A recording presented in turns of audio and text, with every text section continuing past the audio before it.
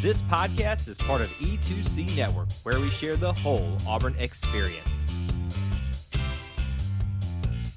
David Housel described it best. We are living the whole of the Auburn experience. You can quantify it, you can qualify it through a variety of methods, time, people, places, and things. But at its heart and at its core, the Auburn experience is all about Auburn sports, Auburn culture, Auburn family. The easy way to say it, though, is if it's orange and blue, it is what we do. So thank you so much for joining us in what we're doing this evening on episode 172 of the Auburn Experience podcast. As always, I'm your main host here, Kyle Loomis, the one that you're tired of hearing of and the one that you're not tired of hearing of and had a great Mother's Day celebrating his lovely wife, Mr. Austin Scott. Welcome. Thank you so much, Kyle. Welcome to all our viewers and listeners. War Eagle to you. Happy Mother's Day to all the moms out there. And I hope everyone's had a great week celebrating all the moms and women that keep us afloat out there. So I'm setting you up. Hope right you there, had the just, same. Thank you. Just Thank you. setting you up. I guess I might have needed it.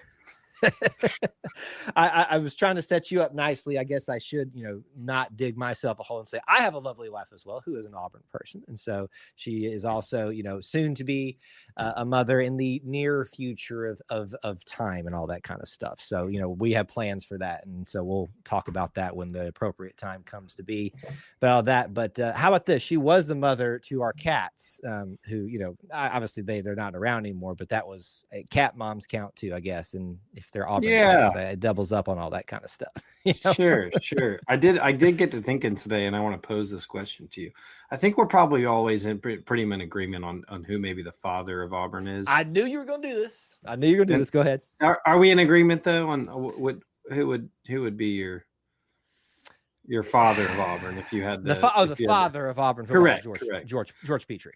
Not just football, but yes, I would say Auburn University with Auburn Creed and all the things. Yes. So yes, I would like to pose you. I don't know if there was a Mrs. Petrie, but that's not the route I'm going here. Who would the mother of Auburn University, Auburn Athletics, Auburn would be?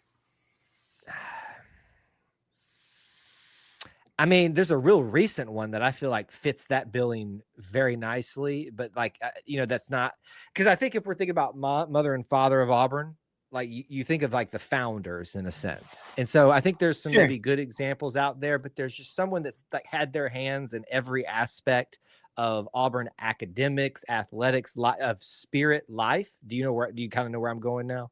I think so. Do we agree? I think so. If we're thinking the same. The nun.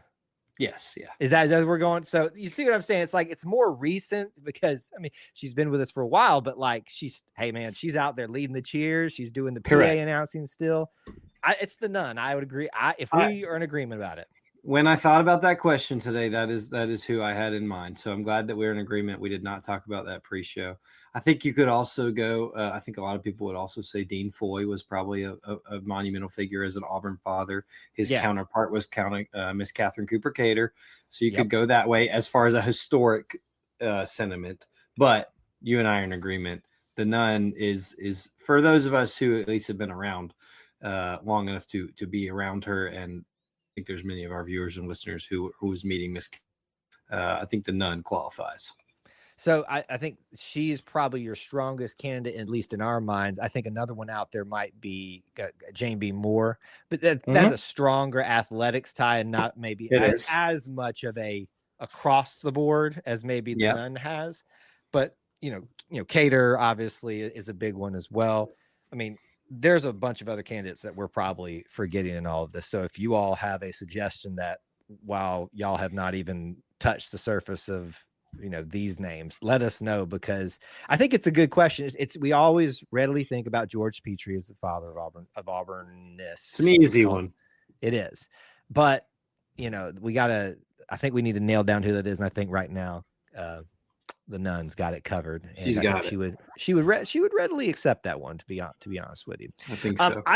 I want to take this Mother's Day thing, and I'm going to do a little personal thing. Maybe I'm saying too much already tonight. You tell me, Austin. I think you probably steered me clear of some stuff there. I'm gonna put the bumpers up on the, but those can be broken down. So you just do what you got to do. No, that one is we're talking so much code right now, but thank you for that earlier. But what I will talk about, and I don't know that I actually have permission to talk about this, but I'm Oh going boy. to, because I can't think of why this would, but it is related to my mother and some big news for her. And frankly, it's hard to not separate myself from it and what it's going to mean for me. My mom is officially moving to the Auburn Opelika area. We'll leave it just in the generic sense as that. Not a super far move for her, but certainly going to make my life a little bit easier between work and family and all that kind of stuff. Highly convenient for no reason whatsoever. And I had no, influence whatsoever on the situation or what to know. But the reality is my mom is ready to make a kind of another move to for the next chapter of life and stuff like that. And whether you're an Auburn fan at heart, it is a great place to live. Austin's been a testament to that, and he's been kind of in the background hearing a little bit about that. So I feel like just with Mother's Day here, it's okay to say that publicly. I'm not telling Mom, I'm sorry if you're watching this. I'm not telling people where you're living, things like that. I will tell you though, Austin, you know this, and I've mentioned it before. I mean, you said whether you're an Auburn fan or not, and I wondered if this was going to come up. She is an Alabama fan. She is not one of the annoying Alabama fans out there, but this is the first step in her official cleansing of all of that is moving Sure. that. And I will go ahead and tell you, Austin, that she did go to school at Auburn. So like she has enough of the Auburnness in her already that we just got to wash away the rest of it. We've all got our issues. That's my mom's. Yeah, that's right. Look, you know what? There's plenty of them here already. And I just take that as they know that there's something special about this place. And even though they might want to wear their shirts and their hats and whatnot, there's still plenty of them here. So just give her some time. It'll look, it doesn't matter how long it takes all of us, as long as we find salvation by the time the Lord comes back. It's all good. So this is the second week in a row I think I'm preaching. You are. I don't know how the theology is going to really line up, with all that, but hey, we'll just go with it. We'll run with it. I'm very excited. She's going to be in the area. I do know one of our viewers and listeners who I think will miss you bunking up every now and then. I'm not done. We haven't talked about it yet, but let me just say, this is not like it's happened. She's moving there tomorrow. There's a process to all of this. It's going to take be a very interesting couple months. In the Discord, actually, I did share that I was going to be very busy for the next several weekends, and that is related somewhat to that. But it's in motion. Come fall, I do believe that in some ways, Kyle will have a residence of sorts in the Auburn Opelika area, if you want to view it that way. I don't own the property, but it's just another step, though. You're getting that much closer to being back in town all the time. Just a little bit closer. If only we could, find a way to bridge that gap in between that. So you're not going to be rid of me anytime soon, Austin, like that. In fact, I think you might see me more often. I'm sorry about that.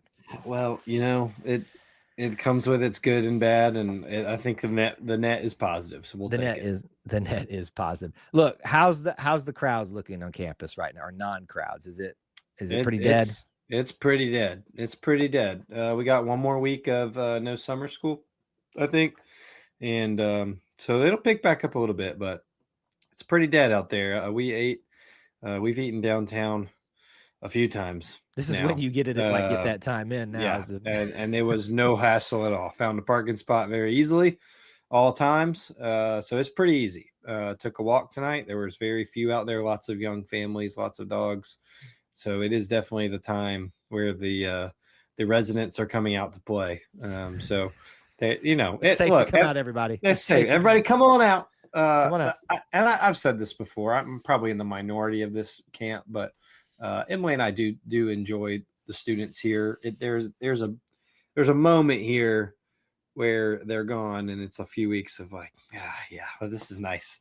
And then it's kind of like you get to mid-July or early July, and it's like, well, it's kind of been dead too long. And then everybody wants football back, and then they come back. It means, okay, it's coming back.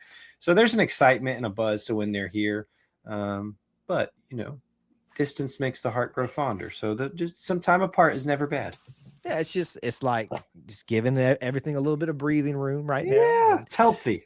There's plenty of action, though, that's going to be happening as we're going to be talking Certainly. about for postseason, given how some things are transpiring right now. So don't think that it's quiet on the plains completely. Postseason, the soccer match. I mean, it's going to be busy at times this summer. So there's certainly room to go back and hide in your houses. So now's the time to take advantage of the downtown. Come out now and then go back into hibernation while you can, because it ain't going to last much longer. It'll be over before you know it. It will be. It will. All right, Auburn potpourri stuff. Let's get into it this evening. And it feels like this has been the case for pretty much, I don't know, last several episodes now that we've kind of kicked off with some recruiting news for football specifically. For a while there, it was all the portal stuff for basketball. But, as the spring wrapped up for Auburn, and thankfully no postseason portal to talk about, there's been a focus on this 2027 class for Auburn football. And the first true one for Coach Golish. We've talked a lot about some of the other ones. You can go back and see some clips from that, either on our YouTube channel or just the previous episodes for a wide receiver, offensive lineman, things like that. But here we sit talking about a quarterback commit today, Mr. Gary Chapman Jr., who is a decommit of Wake Forest and commitment of Auburn. Admittedly, it's always a little scary when someone decommits once. I feel like I'm a little gun shy with some of the way things go now, but hey, we'll take what we can get and be happy about it. Gary Chapman Jr., quarterback out of Georgia, decides that he wants to be part of the 2027 Auburn football class as the lone and only quarterback in the class. Not that there's that often too many of them in one. There tends to be like one, maybe a second one in a weird, odd year. But here you go. We snag one again out of the state of Georgia. Seems like there's a little bit of diamond in the rough from the speculation about him. At least that's what I've seen online, Austin. Yeah, I think so.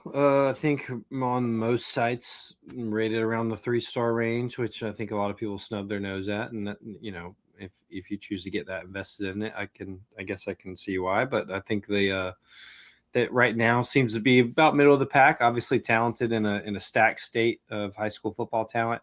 But I think so many times you see in these guys can explode in a moment's notice. I think a lot of people were talking about Wake Forest commit, but a lot of bigger programs jumped on him pretty lately, pretty good big recently, like Auburn, and Auburn I'm a priority. So he joined. It's always weird in these days. That's another thing I'd caution people about with, well, he's not a 5-star. Well, you also don't know if these kids are going to be here come next December. And it just tends to be a bit more wild now. I think Auburn's certainly hoping they maybe found that diamond in the rough and can develop and hold on to him a little bit longer. But no matter what, Gary Chapman Jr. has decided to become an Auburn Tiger. We'll see if it sticks, and I hope so, and look forward to cheering him on if that does. Yeah, once again, out of the state of Georgia, obviously taking care of that state recruiting-wise is key for Auburn always, no matter who's at the helm of this. Alabama, Georgia, Florida, those are your priorities. And so snagging another one out of that just pipeline is always crucial here. In relation to kind of what you were saying about with, again, people obsessing about stars and things like that, wasn't Deuce Knight on one site, a 3-star to start off with, and then got all the way up to 4 and 5-star? I feel like that was the sure. case. Yeah, I think these guys, they get rated probably way too early anyway. And you have to remember it's almost like they need you to click on the sites early or something like that. I don't know. It's like they need you to start talking about it, so you'll check the updates, obsess about it and click on the. I'm sorry, did I just give away the suddenly formula? There's a paywall Suddenly. But yeah, I mean, these kids change so much. Some of these kids grow like physically in inches, like so much between when they're first rated and it's just a crazy system that has just garnered so much attention. So there's no telling what could happen in the next 6 to 9 months. But certainly very good to see that maybe Alex Golish, who obviously is high on his offense and a quarterback to lead it, has picked Gary Chapman for this 2027 class, at least as one of them. So we'll see where it goes from here, but glad to have him in the boat. Absolutely. And just as a final note, just remember that right now there seems to be a nice, again, portal changes everything, succession plan of sorts with Byram being QB1 this year and a couple of younger people ready to seize the moment, so to speak. So, doesn't seem like this is a plug and play situation where they come in right away, and who knows what happens with quarterback portal or portal quarterback situations and all that kind of stuff. But for now, be happy with it and excited to have Gary Chapman as far as that 2027 class. Speaking of postseason stuff and Auburn sports, for those of you that continue to say a couple months ago how poor Auburn was doing in athletics and stuff, I cannot just for the life of me understand how much egg you have on your face right now of all the great things that have been happening, especially with some of these spring sports. We're going to cover a lot of the quote unquote smaller ones right here because there's a lot going on.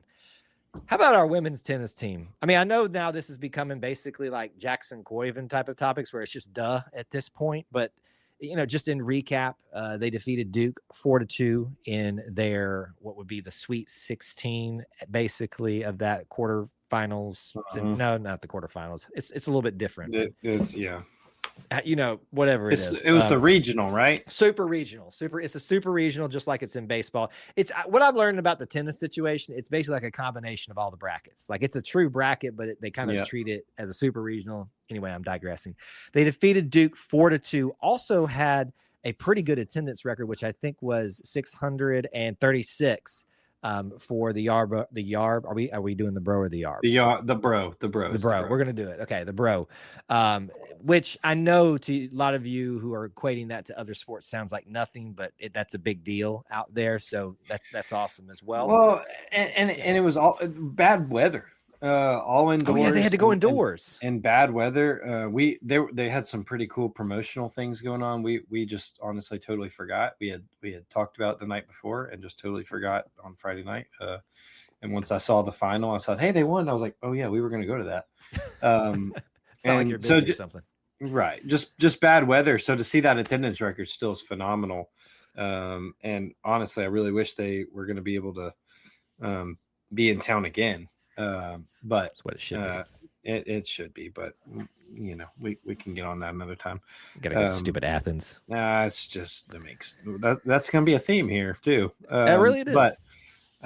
But really cool and really great that they showed out and that they got a lot of attention for the successful year they're having. Yeah, not as easy as the last two for the first and second rounds. Right. There are 2 points got by Duke, but getting that doubles point is always crucial to put yourself ahead of the game in the tennis matches.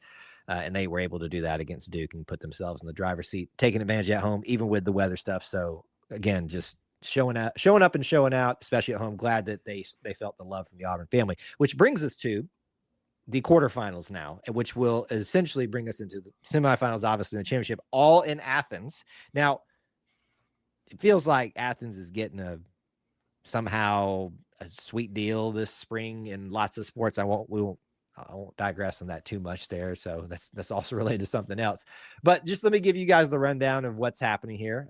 Outside of the Auburn matchup, which we'll touch on last, Ohio State versus Pepperdine, Georgia versus NC State, Texas A&M versus UNC. I will remind you, three teams, but two teams that Auburn had trouble with, Texas A&M and Georgia, are still in this thing. So keep that in mind. But then that brings us to Auburn's quarterfinal matchup, which was really scary in the SEC championship game of the tournament. Auburn versus LSU, the rematch. How do we feel about that, Austin? You know the devil that you got. It could have been Virginia, the devil you don't. But it'll be LSU. So they're very familiar with each other, and they did not play all that long ago. So we've got to be a lot of honing in on things and watching film, I'm sure, to see where things went wrong and where they went right the first time. But it's quite a juicy matchup for the quarterfinals in Athens. Yeah, it really is. And so Tigers versus Tigers, rematch of the SEC tournament championship game. It's early. Gosh, I just saw that. Auburn's getting the raw. Do they got to go to Athens? They're playing early, all this kind of stuff. But hey, I mean, you could have to travel much further. I guess we shouldn't complain too much. And so this should be a good opportunity for the Auburn faithful from Auburn. But as we say, the state of Georgia is just chock full of us all. So head on over there this weekend. Mother's Day is over, so you shouldn't have any excuses there. I will have an excuse, but I'm actually doing something for my mother that weekend, so I cannot be there. But that is an opportunity for you to go out there and show up and for Coach Szabo and the girls as they continue what has been a historic season in so many ways, and it's been so fun to watch and see how that story is going to end. Brings us to some more postseason stuff with the golf nature. Now, I will give a quick shout to the ladies because they're literally starting in the morning, I think is what it is, if they haven't started already, tomorrow morning. So maybe by the time you've heard this episode, they're already in their regional play in Louisville, I believe is where they're competing. And so they have had a really good season themselves, certainly kind of juxtaposed with the way men's and women's tennis dynamic has been. It's been all about the men's golf team, but the women's golf team has certainly been showing up and showing out in a lot of ways too as they compete there. So we want to give them a little bit of love and shout out for that with what's going on. And Coach Llewellyn got a Coach of the Year watch list award for kind of how they've been coming on strong at the end of the year as well. So you can get your fill of Auburn golf this spring again, folks, because they're both competing. But first, you got to watch the women's team. Yeah, no, absolutely. And there's been a lot of individual accolades this week. I think I saw even today, Anna Davis is going to represent the country. So just lots of accolades that are being – and you can understandably kind of see it just because of the historic nature of kind of Jackson Coiven and the men's team. But a lot of accolades and a lot of special things happening on the women's side. They're just kind of being muted just a little bit, not intentionally, but just a little bit from all the success. Yeah, it's just the way things are, all the success. So there's still a lot ahead of them to see and hopefully a lot more to talk about. You mentioned, I'll kind of throw this in together as a transition into the men's and women's thing, the Arnold Palmer Cup nominations where you're going to, it's, nations versus nations thing. And so, we're going to have some Auburn folks on the Arnold Palmer team. So for the United States, for the women, Anna Davis, as you mentioned, but for the men, you're also going to have Caden Pope and Josiah Gilbert, who are also going to be representing as well. I would imagine that Mr. Coiven's going to be pretty busy once he's wrapped up here. So it makes sense that maybe he's not accepting an invite, because surely you invite the best player in college golf right now. But hey, man, you can't do much worse though, because you got Mr. Gilbert and Caden Pope, who have been two strong portions for that team. So I just want to give a quick shout out to that, since you brought that up for that team. But boy, men's golf. I mean, I'm just going to roll through all of the accolades this week. How about that? And again, a lot of it is the sky is blue type of situation. They get the number 1 seed. Somehow got to go play in Athens. We'll get there. We'll talk about it. SEC Golfer of the Year. 3 times in a row, the only player to do that, Jackson Coiven. Park it right there for a second. I mean, I know we say it basically every show for like the last 2 months at this point, but is there anything left for Jackson? I mean, he's basically just writing history now for himself for Auburn men's golf, but in a lot of ways as an individual nationally for college golf. So just throw that one right on top of there. 3 times in a row, SEC Golfer of the Year. Just add it to the list. It is truly rinse and repeat for the Jackson Coiven segment of our show. Absolutely doing things that are just breaking down doors and that seem mundane, but they're not. Yeah, it's it feels mundane at this point because it's just like a dud at this point, but still need to celebrate it when we get the opportunity. Only person to do that 3 times for SEC champion in a row for Jackson Coiven. So if you're worried about the future for Auburn, you shouldn't be, because have no fear. They got the Golf of the Year, but hey, they got the Freshman of the Year as well, Mr. Jake Albert, who's had a pretty decent year himself as well. So that should make you feel pretty good with what's going to happen with Auburn after this. Not saying there won't be some. I mean, when you lose the world's greatest golfer, apparently, at least for this year, you're going to have a little bit of a drop off. But shout out to him. And then, of course, you've got everybody basically represented on the all SEC team: Caden Pope, Josiah Gilbert, Jackson Coiven, Jake Albert, as we already talked about. Just the usual names that are all being brought up there. SEC freshman team too is represents with those guys. And just to top it all off, the number 1 ranking for Auburn men's golf. So here we sit, Austin. Auburn has to go to Athens as the number 1 overall seed, ranked number 1 as well in the rankings. Can you explain that one to me? I don't get it, but it is what it is, I guess. Do we not have good golf courses in Auburn? I'm pretty sure we do. Yeah, we do. It certainly was good enough last year. So I don't know if this is I'm sure there's a procedure on how all this works, and there's bidding and whatnot, but just doesn't make much sense. Convenient. It's been quite a dominant run here for this team and get to host anything they wanted. And now we're just going to go over to Athens. But we'll see. It's a challenge. It's something new, and this team's been up to the challenge all season. They have. And so it just feels a little odd with, women's tennis tournament being there and men's golf regional. It seems like somebody might be in the bag. I'm just saying right now. But obviously just look both ways on the crosswalks before you cross the street. That's all I'm saying. Just make sure we're going okay. Just make sure we're surely they can drive golf limits carts. And clip the engine, clip the cords, and make sure they're the fastest speed is not there. We're gonna need to have every UGA person go through a driving training before they get out on the golf course, because surely they can't be trusted with those as well. I mean, either way. No automobiles. All our Auburn folks, please just look both ways when you're in Athens this week. Just for the love of God, please just look both ways. So there you go. We'll look forward to that and have a lot to talk about in all of those little spring things. Last thing in potpourri that we're not going to have time for this evening. This is something that we definitely at least mentioned when it was announced, but now that it's happened and it's official, let's just talk about it again. The Alabama Sports Hall of Fame obviously is going to have a lot of Auburn, Alabama, obviously a lot of Auburn and Alabama in it. And of course, this year with the new class, 3 very prominent names of the 90s, the 90s, early 2000s for football, but also another famous name in Auburn sports history. Your Hall of Fame inductees for the class of 2026 Alabama Sports Hall of Fame for Auburn: Tommy Tuberville, Jason Campbell, Coach Kim Evans of Auburn women's golf.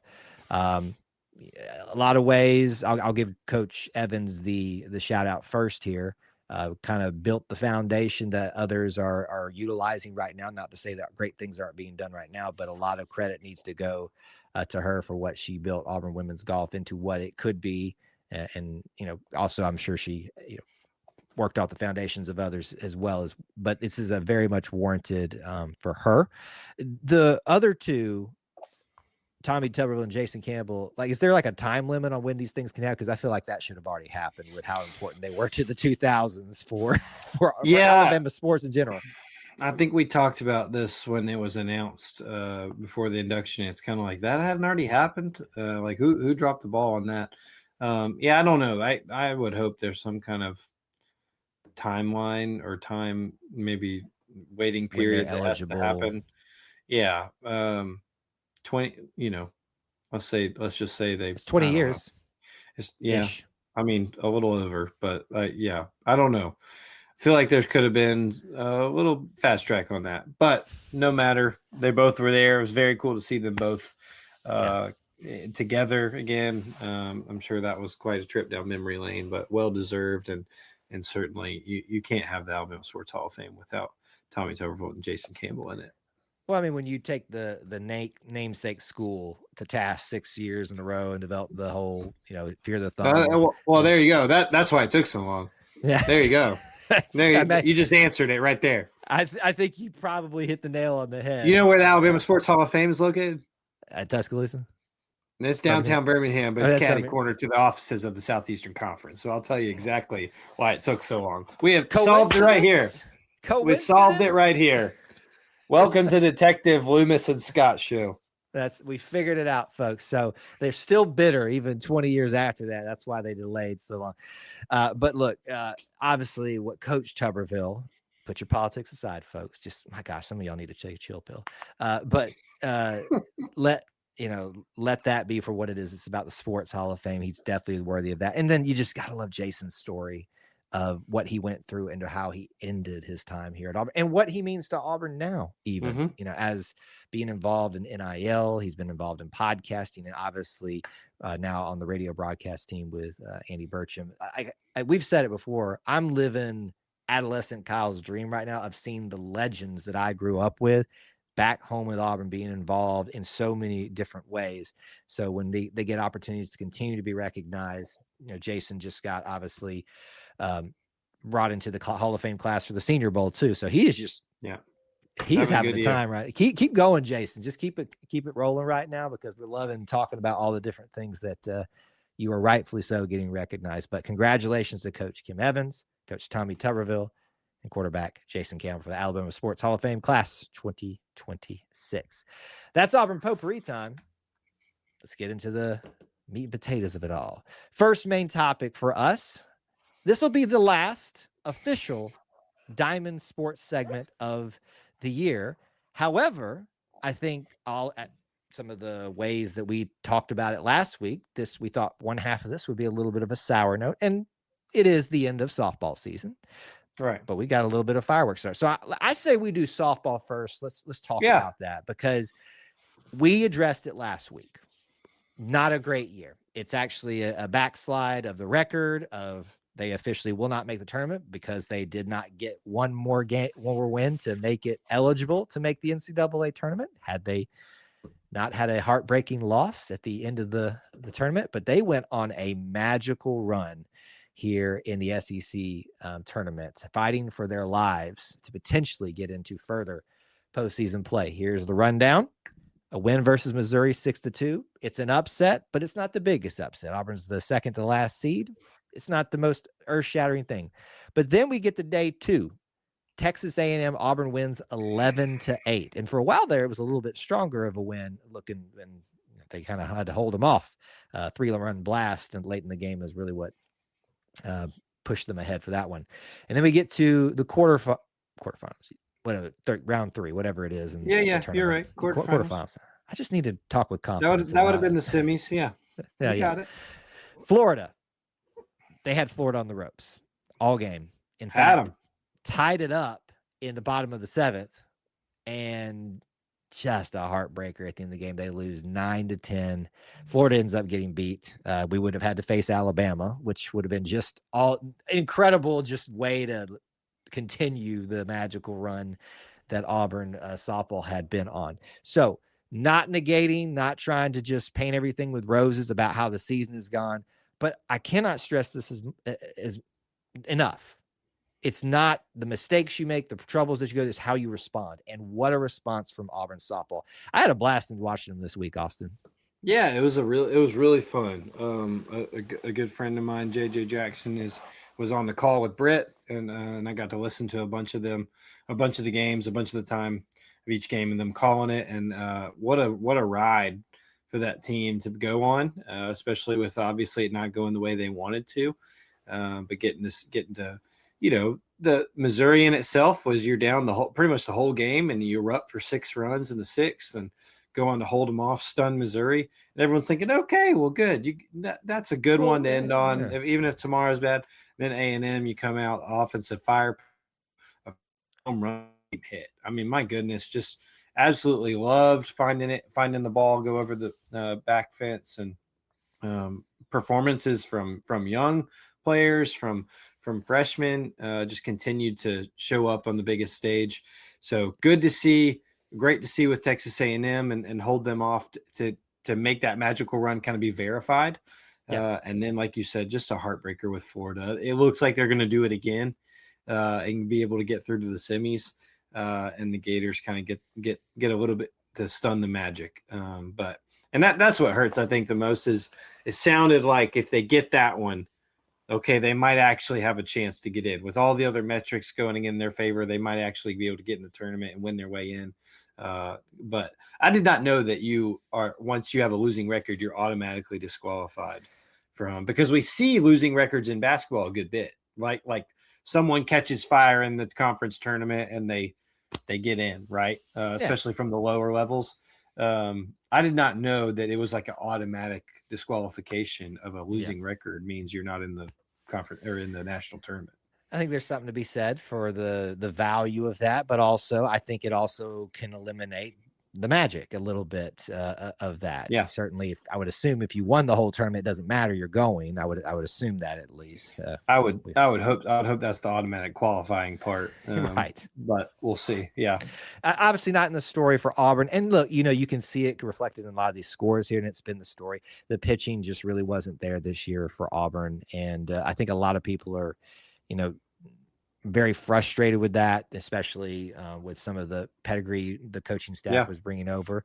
I also think it's important to note that a lot of times we get frustrated with these things, but we don't talk about the context. And you can call it an excuse, whatever, but this is a team that literally lost a bunch of talent, not necessarily at the pitching unit. They returned some there, and which is where some of the struggles were. But I think it's important to recognize that it's not unheard of for there to be a little bit of a backswing the other way because of losing a little bit of that talent as you're establishing a new program. So it'll be interesting to see. Analia Adams, obviously the star of this team offensively at the very least, and she seemed to indicate ready to roll for next year. We've heard that before from certain players in our sports, but she seemed very excited in the post-game press conference that I saw about what they accomplished in this tournament. What the fire that to me, I walked away from this tournament feeling like this wasn't a team that was just searching, reeling. This was a team that sat, man, like it felt to me like they were angry at themselves for not doing this sooner. And I think that's the fans share that sentiment a little bit too. But maybe that shows you what could be coming down the line. Obviously, offseason brings changes and things like that. But just want to wish them a successful offseason. And obviously we continue to offer the support for the leadership of Auburn softball and whatever decisions may be led out there. But the magical run, it was fun to watch. Now, baseball. Whoa, boy. What's it like 6 series in a row now? Is that, I mean, just cutting into the chase. Just cut right to it. So I will once again, I wish I remember the individual's name that had the audacity to be on this one of our shows and question the validity of one Butch Thompson as far as the program. Wow, I can't even understand how you talk about egg on your face. Yeah, I mean, it was one gosh darn chicken. I cannot. Wow, a whole gosh darn chicken. Yeah, he's done this multiple times. This isn't like just a one-off thing. He's gone and his teams have gone on magical. I keep using magical too much tonight, but just impressive runs in the regular season for elite. Don't start with, you already got the chicken joke in there. Don't start using elite now too. Elite chickens or whatever. Here's the rundown for baseball this week before Austin makes me lose my train of thought. First of all, the midweek game, UAB, who is never someone you need to dismiss, 10-2 victory there. Baseball series at Mississippi State, Duty Noble Field. It is a very noble field, but wow, what a first start to that name. I mean, just the immature jokes abound. They probably felt like they played like Duty, but no, it was actually a great series, except for the last game. Mississippi State came out hot and just pretty much put it to Auburn in that first game. I think wasn't there a grand slam in the first game? Yeah, grand slam, 4 batters, or not 4 batters in, but with 2 outs. Some just mental errors for Auburn to not get the 1-2-3 for Jake Marciano. Like you said, though, grand slam cuts Jake Marciano's night short, and then you're looking at such a domino effect with these baseball series. Then you're looking at the bullpen the rest of the way, and you're a little bit nervous halfway through that first game in Starkville of what all was in front of them. But I know you're about to get to the rest of it. But it certainly started out rocky. Yeah, the win came next because that's what you really have in front of you. To win the series, you got to win the rest of them. Mississippi State does they make it a fight, but Auburn gets the win 5-4 in game 2. And then the final game where it looked to me, I thought it was just going to be one of those nail biters again, because we're at their place, one of these legendary places of college baseball. And boy, did Auburn's offense just blow the dogs out of the water. 13-2 run rule. Just awesome. One of the biggest questions earlier in the season when they had that slight rough stretch was, yeah, the pitching's good, but will the offense ever arrive? Folks, I think it arrived a long time ago, and some of you just weren't paying attention. So go ahead. They're due for one of these double-digit games about once a weekend, and the rest are nothing to snuff at. But the bats come on fire for at least 18 last week against A&M, 13 in one game against State. They're finding it all at the right time, and the pitching continues to do just enough. When you're ace, one of the best in the game right now, Jake Marciano has a bad night, you can still go into Starkville, take 2 out of 3. That's big time stuff. Stuff. So just not that they had to have it. I look at the road SEC series and the home SEC series as baseline, you're hoping you get 2 out of 3 at home and 1 on the road, and anything else is gravy on top. And they got 2 on the road in Starkville, and which is just, like you said, it's a AAA park, Yeah. And it's people who just live baseball. So what a Not performance! Like much else, but sorry, I had to get that one in there. We have friends. We have friends in Starkville. I'm sorry. We have friends in Starkville. Yes, we do. And so just what an atmosphere! What an atmosphere! And good for them. And they ate this weekend. It looked like Bub Terrell really ate this weekend. Yeah, Bub is just you can always count on him for the big moment, it feels like.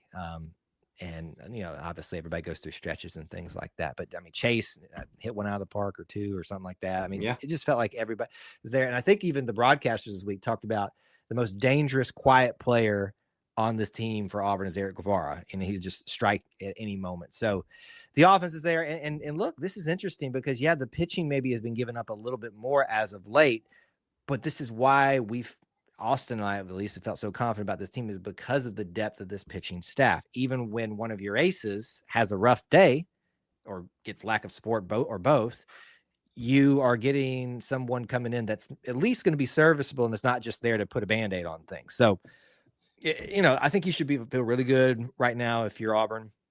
Your position for postseason. I will get you a little bit here with a prediction.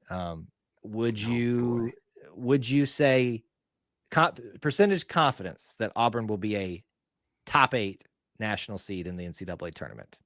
80%. Only 80? I feel like that could come back to bite me. I don't have faith in these people who pick Auburn to do things. I don't have.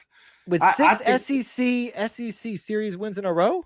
It makes sense to you and me. Yeah, it's made sense to you and me before. But these people who have all to say, I don't trust them. I think they've got it. I think they have more than anything. They've got 6 SEC series in a row. I think they have the number in a row. I was going to say it. So you did. I think they've got the number 3 RPI now with the toughest schedule in the country, and it only gets tougher next weekend. I think they've got it. I think they win versus Jack State this week and win at least one next week in Plainsman. They're definitely fine. But I mean, next weekend is going to be a dogfight, and no pun intended. Yeah, literally. They've got to play the Dogs again, just a different type of dog. But you got to go to Jacksonville State to play baseball. And they're pumped. Yeah. There's another school that that people don't think about because of the other bigger sports. Who punked us in Plainsman? Yes. So, folks, this is not an easy week by any stretch of the imagination, even before you get to that. So I grant you, with my prediction that I'm asking, I'm not saying that it's just I'm not saying 100%. I thought I'd hear you in the 90%, because to me, you still won from Georgia and get the midweek, if that's possible, not get punked again by Jacksonville State. Well, and you got Hoover. Like you got to go to Hoover still. And so that's fair. There's opportunities to let it down. I don't think they will, but there's opportunities, and I think that there's certain people who would love to find any reason not to make Auburn a top 8 overall seed. So that's we'll see what happens. But there's opportunities abound. But there's certainly there's no foot off the gas here on the way to Tomahawk. No brakes, all gas from this way, and it's going to be tough against Georgia this weekend. And boy, it feels like it's going to be a preview of maybe some Omaha type of energy on the plane. So I hope y'all those of you that are going to be able to be there, y'all are very, very lucky. All right. Last major topic this evening. It's spring, but we're still talking basketball, folks. So we actually got some exciting news in the schedule round for Auburn basketball and potential schedule stuff too. In fact, I said this to Austin pre-show that I've been getting a lot of conversations from people, the various shows we do across different social media, about when does Auburn's basketball schedule come out. So we're kind of going to cover a little bit of that at Flavor tonight, but we're going to start off with the biggest announcement of the week for Auburn basketball. To be clear, they were already announced to be part of the Players Era tournament, is my understanding from last year. They said it was a 2-year agriement. That was correct, yes, I believe so, yes.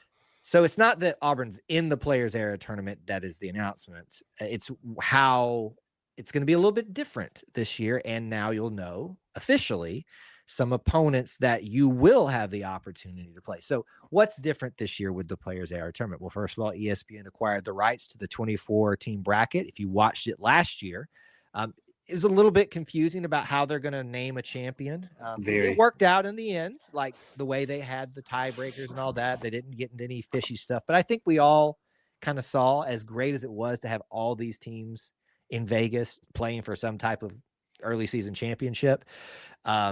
Apparently other trophies and championships matter other than the NCAA tournament, at least on some level. I mean, I was told that's not the case though, Austin.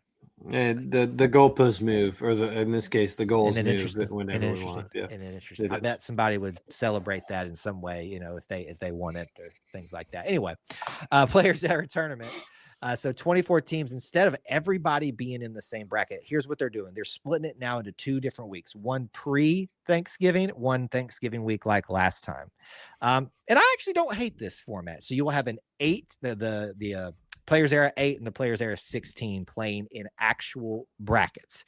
Auburn, whether you like it, if it's a good thing or a bad thing, will be playing in the 8 group for this particular one. So no Thanksgiving week for Auburn basketball, at least in this sense. I'm sure there will be maybe a game or something that week, depending on how the schedule is figured out by Coach Burgermaster and all of those that are going to be having that. But here's your field. 8-team bracket for Auburn to participate against in the Players Era 8, the first week.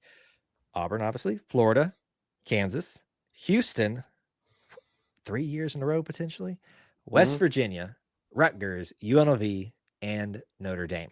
So on the other side, just for information, Michigan, Gonzaga, Louisville, St. John's, Tennessee, Alabama, Miami, Iowa State, Maryland, TCU, Baylor, Texas Tech, Oregon, San Diego State, Kansas State, and Creighton. So some of those teams we played last year, and we won't see them this year, like Oregon and Michigan and St. John's. I was at St. John's win carried Auburn a lot of discussions last week.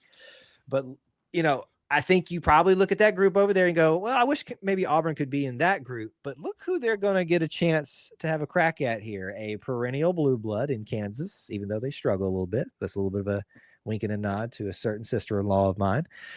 You get a potential 3-year-in-a-row matchup with Houston.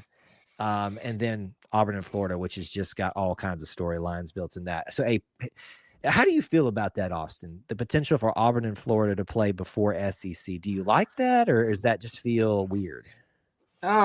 Maybe a little weird, but I mean, I think it'd be fine. I have a feeling that that I don't think that'll be the first round matchup. I think they'll probably piece that along in case it ends up being further down the road or further down the.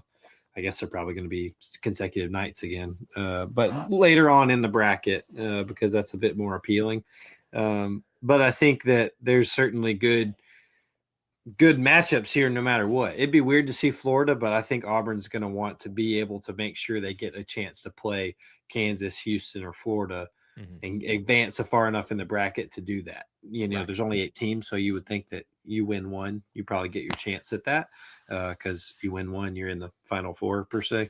And so I think that Auburn has a chance certainly to make some noise and see some get tested again early, which is something they've been able to do the last couple nights. Right, and we don't know those matchups yet. Right. But I'm just going to speculate here because you see this in a lot of these tournaments. Whether it's publicly said or not, usually you have a top half of the invitees and a bottom half. Completely agree. Based off of what the current expectations of those programs are. Let's just be honest. Y'all can get mad at us for saying that if you're not an Auburn fan, but Auburn's in the top half of that group. There's Florida, Kansas, Houston, Auburn. I'm sorry, West Virginia, Rutgers, UNLV, and Notre Dame. You're just not there right now. We used to be there. Get on our level. Sorry.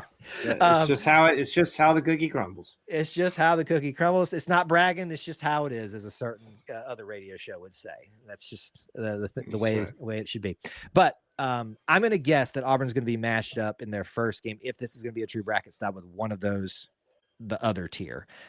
Who would you like to see? You have a preference? Okay. Okay, I'll go first since you were going to ask that. I would like to see us play West Virginia. I know Bob Huggins isn't there anymore, but that just feels like a older royalty of college basketball. You could make that case for UNLV as well. Yes.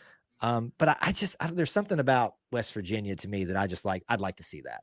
Sure, I think that's fair. I was going to make the case for UNLV in the same argument, just an Okay. older case. Auburn played Notre Dame not that long ago, so that one doesn't really do it for me. And Rutgers, Sorry, Rutgers. That's probably who we'll get. They had some phenoms recently, but yes, that was about it there. And those individuals chose Rutgers over Auburn. So if you want to throw that in there, you could do that. Fine. But I think I'd like to see UNLV first with a chance to play Kansas next, and then one of the other two after that. Yeah, I think you could find some good matchups in those, but I think we're all hoping for Auburn to do well in that bracket style tournament of that 8 to face alongside their upper echelon group there. I can't make up my mind if I want a third crack at Houston, because right now it's all even, and Kelvin Sampson is an incredible coach. I kind of want Kansas because I want to watch my sister-in-law sweat and have to choose official loyalties, for once in her life. And we've already broken down the Auburn Florida potential there. I'm excited about this players' era. What's not what I was expecting to see it split up this way. I like it too. There's we talk every year Beast Week, or not Beast Week. Feast Week. Feast Week is Thanksgiving week with all the tournaments. Auburn won't be in that this year. But I think I'm okay with that. Just prep for Iron Bowl. Just kind of watch the rest of basketball on our way there, and it's okay to not be involved. I'm hoping there's some home games that week that maybe can have something happen in Auburn as we all prep for the trip to Tuscaloosa. Well, and you never know. I mean, other than tournaments, there are these things that I call showcases where a bunch of teams are invited, but it's not necessarily a tournament. Auburn might be working on something in a different location. Sure. There's some other prominent ones like that. Speaking of which, let's do that, because as I addressed the start of this segment, a lot of people are asking me for information about when does the schedule come out? Has there been anything announced? If you go to the website, there's not really been anything officially confirmed, other than things that were confirmed as a 2-game series last year that are being completed this year. So I've got a list for everybody to talk about, or at least to mull around. We're sitting here. I'll just put the post date on this. This is May 10th, 2026. When we're talking about this, here are the games that you can expect right now. We talked about the Players Era tournament already in this, the pre segment of this, with some potential matchups of Rutgers, UNLV, Notre Dame, West Virginia, Florida, Kansas, and Houston. So we'll wait to hear whenever those are announced. Last year, they announced those early July. So maybe that's a marker for you to look for some matchups, Players Era with different management. Maybe it's different this year. So keep that in mind. Wisconsin has not been officially confirmed by Auburn, but by other sources, it has been for this upcoming season in Nashville. So that's there. We know that Arizona will be coming this way to play, as we were at their place and got our butts handed to us, rightfully so. One of the best teams in college basketball last year. But man, that's going to be a big game. I forgot about that. It's going to be a big game, and I don't think they've announced a date for that yet either. So maybe Thanksgiving week matchup for that after Players Era tournament. Keep everybody in town. That'd be fun. Maybe not. It definitely creates some revenue for the city of Auburn during that week, and I know you'd be appreciative of that for tax dollars. Sure, come on. So would your mother. That's fair as well. That felt like a joke of some kind, but it's not. If you your mom goes to college. If you know you know.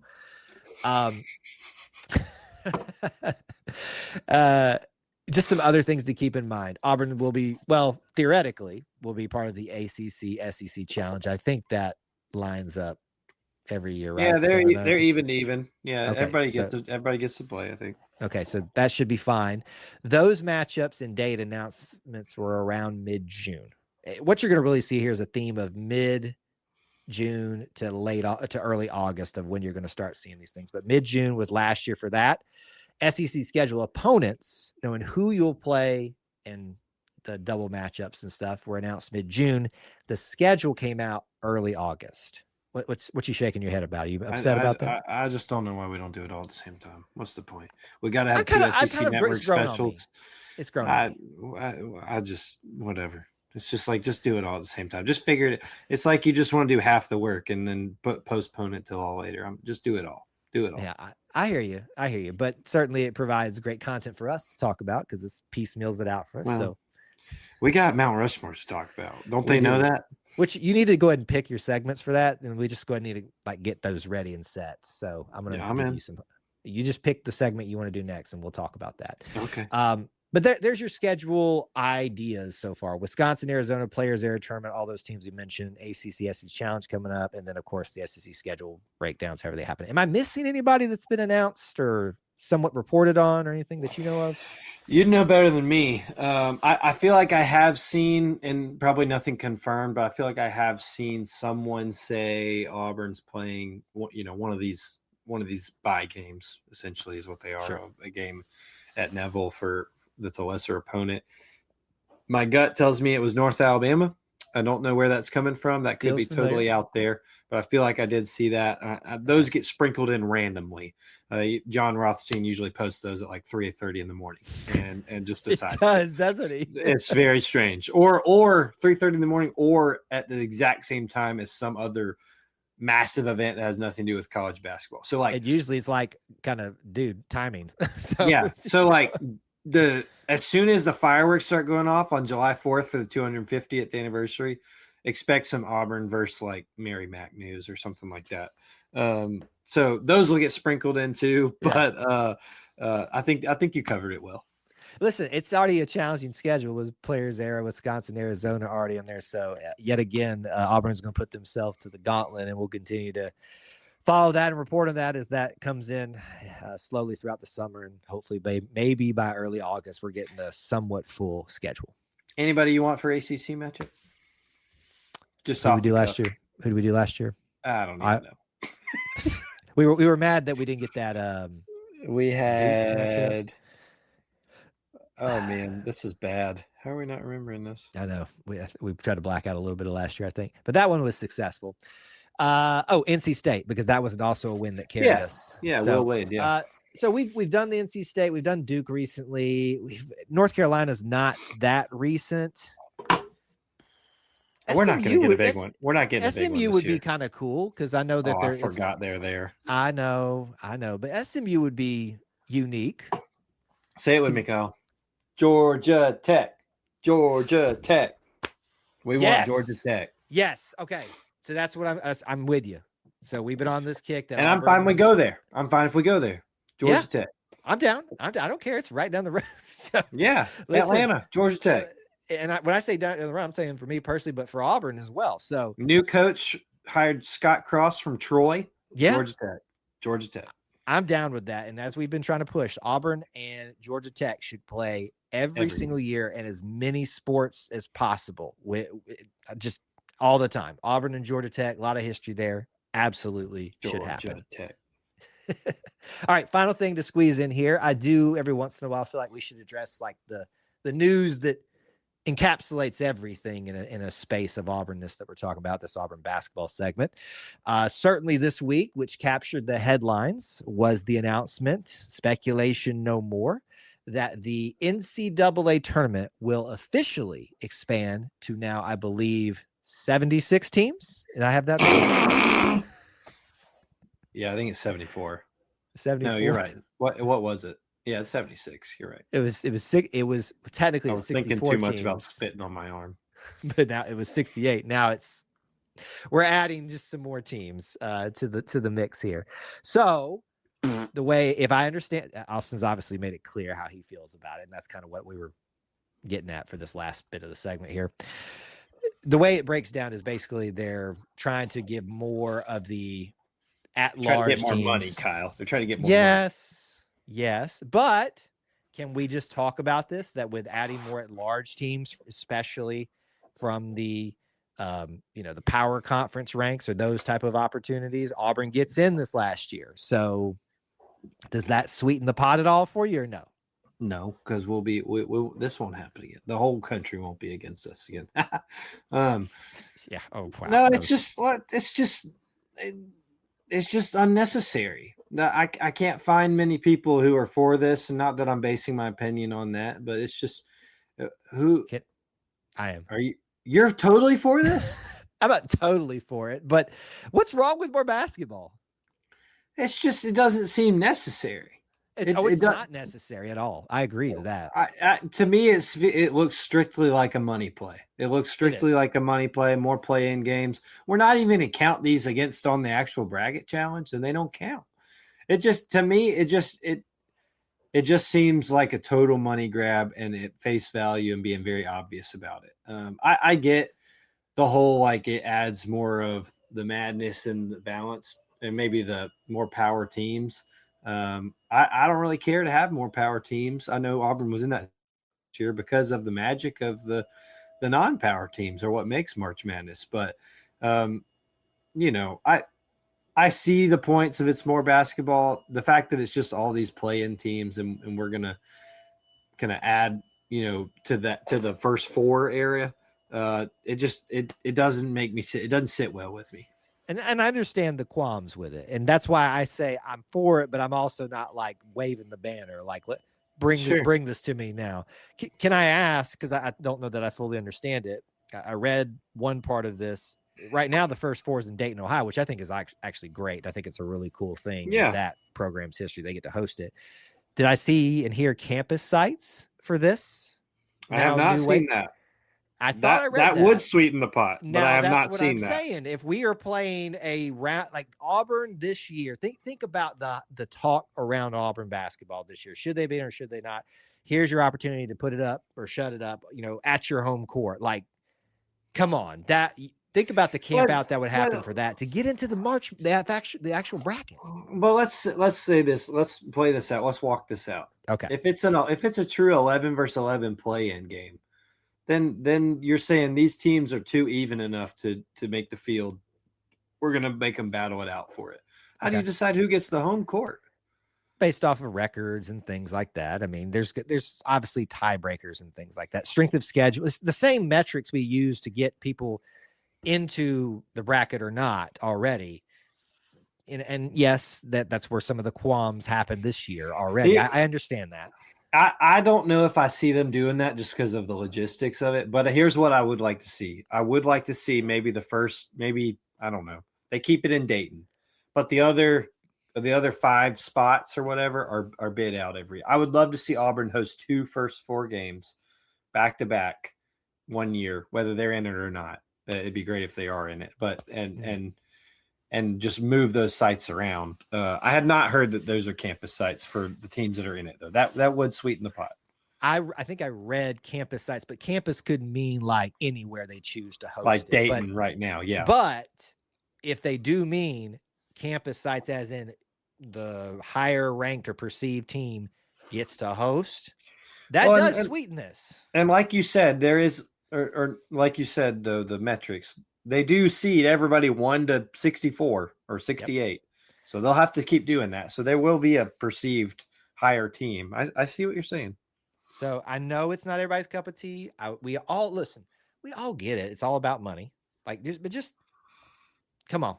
Everybody get here with me. March Madness is great. What's wrong with just a little bit more? That's all I'm saying.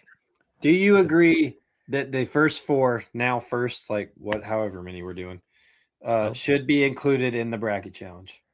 Should you have to pick them and get them correctly? If we could all get on board with that, yes, I would be. I think we should.